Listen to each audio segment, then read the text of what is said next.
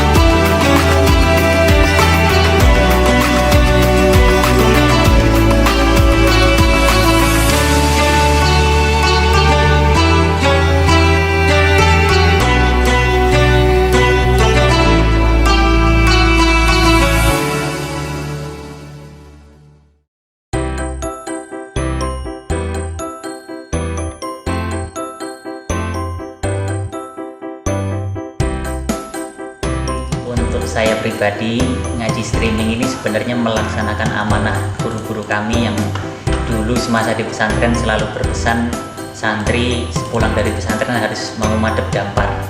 Artinya harus istiqomah mutola'ah, harus istiqomah belajar, dan juga mau menularkan ilmunya yang sudah dipelajari di pesantren kepada sebanyak mungkin orang lain. Jadi supaya ilmunya manfaat, supaya syiar agama Islam ini bisa tersebar luas, dan supaya ilmu agama ini bisa diakses oleh sebanyak mungkin orang tanpa biaya yang mahal.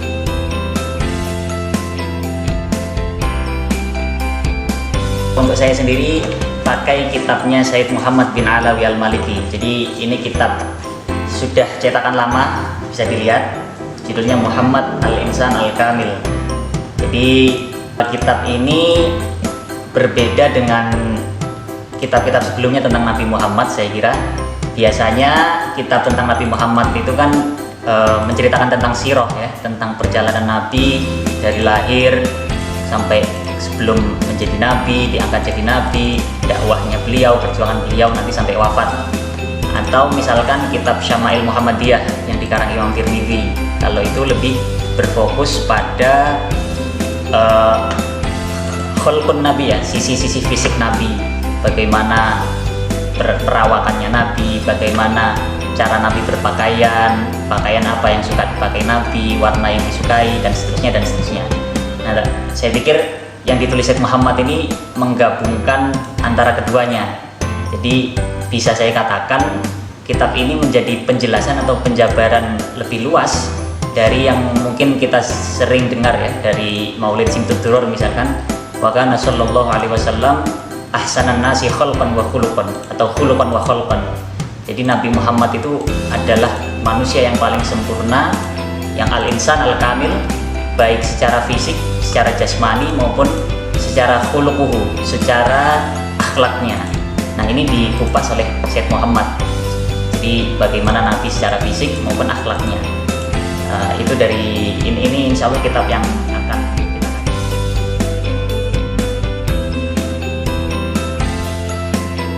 Nah, kenapa saya memilih kitab ini? Selain untuk tabarruk ya dengan Nabi, juga tentunya karena pertimbangan Sayyid Muhammad ini kebetulan wafatnya di bulan Ramadan, tepatnya tanggal 15 nanti. Jadi beliau sebelum wafatnya pernah bercita-cita ingin wafat di bulan Ramadan, di tengah para santrinya dan di tengah karya-karyanya, dan luar biasa diijabah oleh Allah ya. Di beliau wafat 15 Ramadan saat bersama para santri-santrinya ya, artinya di tengah santri-santrinya, bukan di rumah sakit atau di mana, dan meninggalkan karya-karya yang luar biasa termasuk Al-Insan Al-Kamil ini.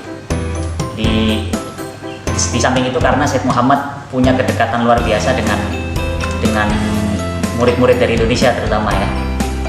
Bahkan sampai di Indonesia beliau lebih akrab disebut Abuya, saking akrabnya, saking intimnya, saking dekatnya Sayyid Muhammad dengan santri-santri di Indonesia. Jadi itu beberapa alasan kenapa saya kemudian memilih kitab ini. Selain nanti akan saya jelaskan juga dalam ngaji bagaimana Sayyid Muhammad ini kemudian punya kedekatan khusus terhadap santri-santri dari Indonesia. Jadi silahkan bisa disimak di ngajinya penjelasan lebih lengkapnya. Terima kasih. Ya, sama-sama Ustadz Faisal.